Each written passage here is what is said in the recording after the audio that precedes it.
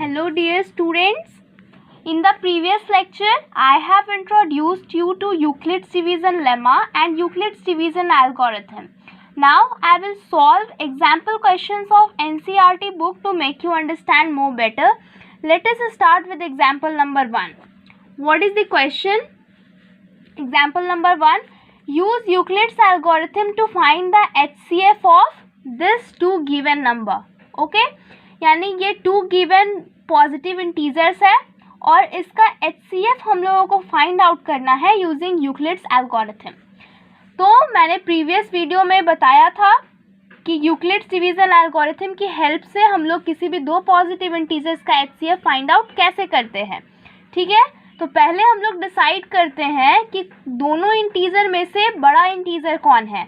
तो क्लियरली मेरे को यहाँ पे ये बड़ा दिख रहा है. This one is greater than this one. Okay, अब जो बड़ा वाला होता था उसको हम लोग RHS साइड लिख देते थे और छोटा वाला जो होता था उसको LHS साइड लिख देते थे. ओके, अब इन दोनों को हम लोग डिवाइड कर देते थे. अब आप लोग अपने कॉपीज में डिवाइड करके देखिए, ये जो है वो 3 टाइम्स में जाएगा. 4 टाइम्स में जो है इससे ज़्यादा हो जा रहा है तो 3 टाइम्स में जाएगा और रिमाइंडर हमारा जो है वो इतना बचेगा. ये लिख करके आप लोग इसको डिवाइड करके देखिए डिवाइड करके सब लोग. ओके, 3 टाइम्स में जाएगा. 3 2 ज़ा 6, 5 3 ज़ा 15, 3 0 ज़ा 0 एंड 1, 4 3 ज़ा 12. तो 6 में से 6 गया 0, 7 में से 5 गया 2, 5 में से 1 गया 4 एंड कैंसिल. 420 बचा. तो BQ प्लस आर के फॉर्म में हम लोग लिख सकते हैं ना. पहले BQ प्लस आर के फॉर्म में इसको एक्सप्रेस करेंगे. A is equal to BQ plus r, Euclid division lemma. तो जो बड़ा होता है उसको A के जगह पे, डिविडेंड के जगह पे लिखते हैं और जो छोटा होता है उसको डिवाइजर के जगह पे लिखते हैं और दोनों को डिवाइड कर देते हैं. कोशेंट को मल्टीप्लाई करके रिमाइंडर को ऐड कर देते हैं, जो कोशेंट और रिमाइंडर आता है. यहाँ तक क्लियर है.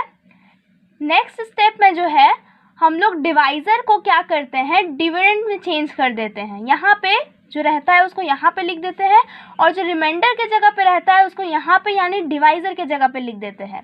ठीक है, अब फिर से आप इसको डिवाइड करके देखिए. इन दोनों को 9 टाइम्स में आपका जाएगा. ठीक है, आप लोग अपना डिवाइड करके देखिए.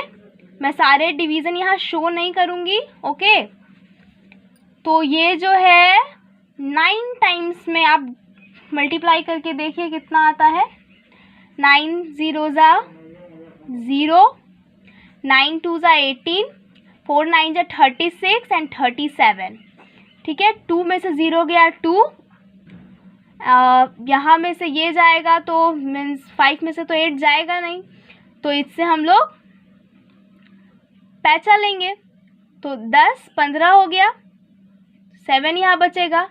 यहाँ 9 हुआ क्योंकि 0 तो हमारा देता नहीं है, तो यहाँ पे 9 हो गया. 9 में से 7 गया तो 2, तो इंटू 9 कोशेंट प्लस 272 होगा. अब ये जो है हमारा डिवाइज़र डिविडेंड बन जाएगा और रिमाइंडर जो है हमारा डिवाइज़र बन जाएगा. अब फिर से आप इसको डिवाइड करके देखिए. 2 टाइम्स में ही अधिक हो जाता है तो 1 टाइम्स में जाएगा. रिमाइंडर हमारा 148 बचेगा. ठीक है, फिर ये हमारा 272 जो डिवाइज़र था वो रिमाइंडर के फॉर्म में आ जाएगा, रिमाइंडर था वो डिवाइज़र के फॉर्म में आ जाएगा. फिर से इसको मल्टीप्लाई करके देखिए, 1 टाइम्स में ही जाएगा और रिमाइंडर हमारा 124 होगा. आप यहाँ प्रोसीजर समझ लीजिए कैसे कैसे करना है और फिर अपने से कॉपी में डिवाइड करिए, वो ज़्यादा बेनिफिशियल होगा. ओके, 148 हमारा डिवाइज़र था, ये डिविडेंड बन जाएगा. ये रिमाइंडर हमारा डिवाइज़र बन जाएगा. फिर से जो है 1 टाइम्स में ही जाएगा और रिमाइंडर हमारा 24 बचेगा. ये प्रोसीजर हम लोग जब तक फॉलो करते हैं जब तक हमारा रिमाइंडर 0 नहीं आ जाता है.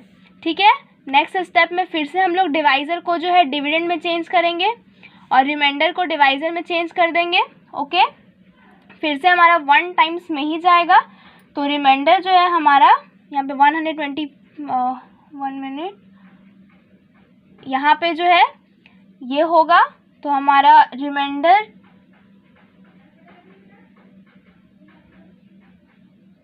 1 मिनट, सॉरी यहाँ 1 टाइम्स में कैसे 5 टाइम्स में जाएगा, क्योंकि 6 टाइम्स में ज़्यादा हो जा रहा है, तो 5 टाइम्स में जाएगा, तो यहाँ पे हमारा रिमाइंडर 4 बचेगा।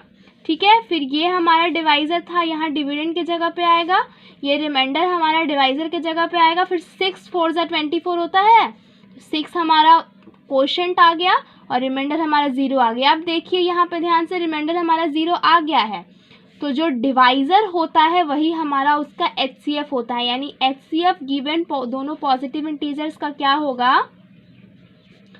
4। ओके, आई थिंक आप लोगों को ये क्वेश्चन क्लियर हो गया होगा कि यूक्लिड्स डिवीजन एल्गोरिथम से हम लोगों को HCF कैसे फाइंड आउट करना है। पहले हम लोग को देख लेना है कि दोनों इंटीजर में से बड़ा इंटीजर कौन है, बड़े वाले को डिविडेंड बना देना है, छोटे वाले को डिवाइजर बना देना है, और a = BQ + R के फॉर्म में लिख देना है, कोशेंट रिमाइंडर। ओके, और फिर नेक्स्ट स्टेप में जो है हम लोग को डिवाइजर को जो है डिविडेंड बना देना होता है और रिमाइंडर को डिवाइजर बना देना होता है। ठीक है, और फिर से a = BQ + R के फॉर्म में हम लोग लिख देते हैं। ये प्रोसीजर आगे फॉलो होते जाता है जब तक हमारा रिमाइंडर 0 ना हो जाए। जब रिमाइंडर हमारा 0 हो जाता है, उस स्टेप के जो डिवाइज़र होता है, उस स्टेप का डिवाइज़र ही हमारा उन दोनों पॉजिटिव इंटीजर का HCF होता है। क्लियर है? Now let us come to the next example, that is example number 2. What is the question? Show that every positive even integer is of the form 2q and that every positive odd integer is of the form 2q + 1 where q is some integer. तो ऐसे question में question क्या बोल रहा है कि हर positive even integer जो होगा वो 2q के फॉर्म में होना चाहिए और हर पॉजिटिव ऑड इंटीजर जो होगा 2q + 1 के फॉर्म में होना चाहिए, जहाँ q कोई इंटीजर है, ये हम लोगों को शो करना है यानी प्रूफ करना है। तो ऐसे क्वेश्चंस में हम लोग सबसे पहले एक पॉजिटिव इंटीजर मान लेते हैं। Let a be any positive integer, let a be any positive integer. Okay, उसके बाद जब a कोई पॉजिटिव इंटीजर है तो हम लोग आगे ये लिखेंगे कि बाय यूक्लिड्स डिवीजन लेमा, ये सेम स्टेप्स हम लोग को फॉलो करना है सेम टाइप के क्वेश्चन में, बिल्कुल इसी तरीके से आप प्रैक्टिस करेंगे, आपको कंठस्थ याद हो जाएगा कि इस स्टेप के बाद नेक्स्ट स्टेप क्या होगा। तो by Euclid's division lemma a = BQ + R हम लोगों ने पढ़ा है पहले। ठीक है, तो अब क्वेश्चन देखिए कि हमको प्रूफ क्या करना है कि एवरी पॉजिटिव इवन इंटीजर जो होगा वो 2q के फॉर्म में होना चाहिए और एवरी पॉजिटिव ऑड इंटीजर जो होगा वो 2q + 1 के फॉर्म में होना चाहिए।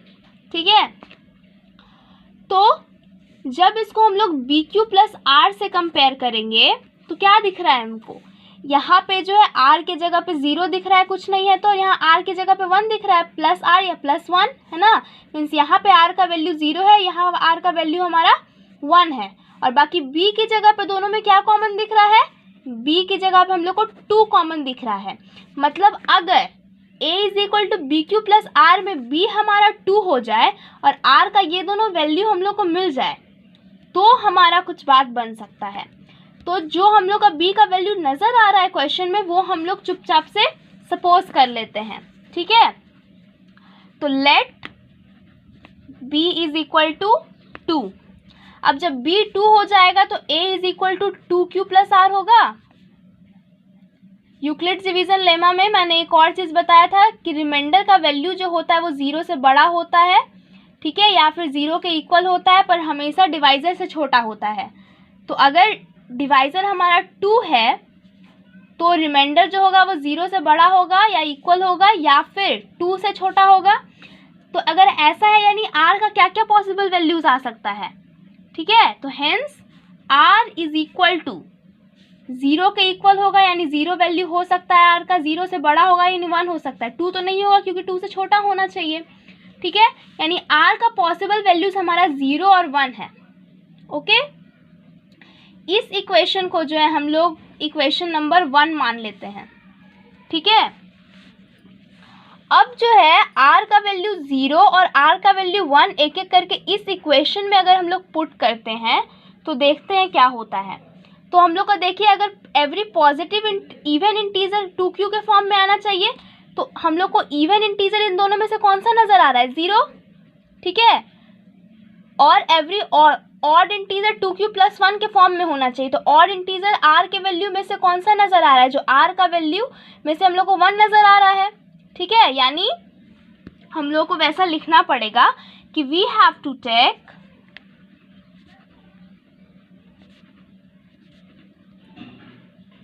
पॉजिटिव इवन इंटीजर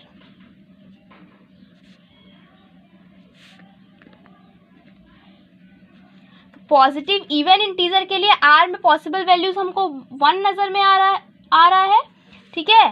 तो अब वैल्यू पुट कर देंगे, पुटिंग द वैल्यू ऑफ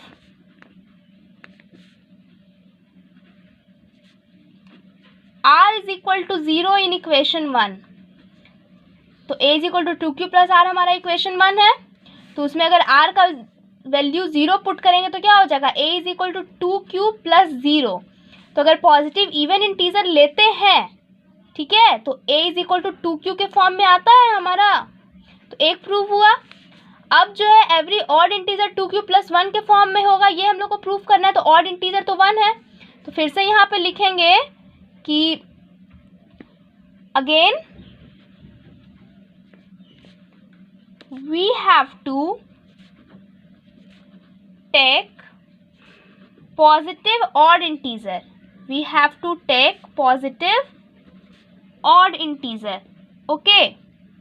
तो पॉजिटिव ऑड इंटीजर लेंगे तो r का वैल्यू हमारा क्या होना चाहिए? 1 होना चाहिए। अगर आप लोग को इतना न समझ में आए कि इवन कौन सा है, ऑड कौन सा है, r में कौन सा वैल्यू लेना है, तो क्या प्रूफ होगा? तो सिंपली आप क्वेश्चन देख लीजिए कि r का क्या क्या वैल्यूज़ हम लोग को चाहिए, और वही वैल्यूज़ r का ले करके आप उस इक्वेशन में पुट करते जाइए, ठीक है। तो अगर हम लोग को पॉजिटिव ऑड इंटीजर लेना रहेगा तो r का वैल्यू 1 पुट करना पड़ेगा। तो लिखेंगे putting the value of r is equal to 1 in equation 1। Then हमारा क्या होगा? a is equal to 2q, r के जगह पे 1। तो अगर हम लोग पॉजिटिव इवन इंटीजर लेते हैं तो हर पॉजिटिव इवन इंटीजर a जो है 2q के फॉर्म में होगा, और हर पॉजिटिव ऑड इंटीजर a जो है हमारा 2q + 1 के फॉर्म में होगा। क्लियर है? तो ये प्रूव हो गया। तो लास्ट में जो है हम लोग क्वेश्चन से ही देख करके वही लैंग्वेज लिख देंगे, that is hence every positive even integer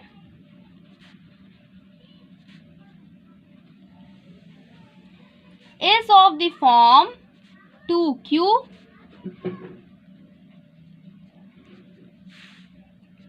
and that every positive odd integer is of the form 2q + 1, okay, where q is some integer। Clear है? तो एग्जाम्पल नंबर 2 यहाँ तक सॉल्व हो गया। लास्ट में हम लोग को लिख देना है हेंस प्रूव्ड। एग्जाम्पल नंबर 3 भी जो है बिल्कुल सेम है, आप देख सकते हैं। मैं एग्जाम्पल नंबर 3 नेक्स्ट वीडियो में कंटिन्यू करूँगी। Okay, thank you.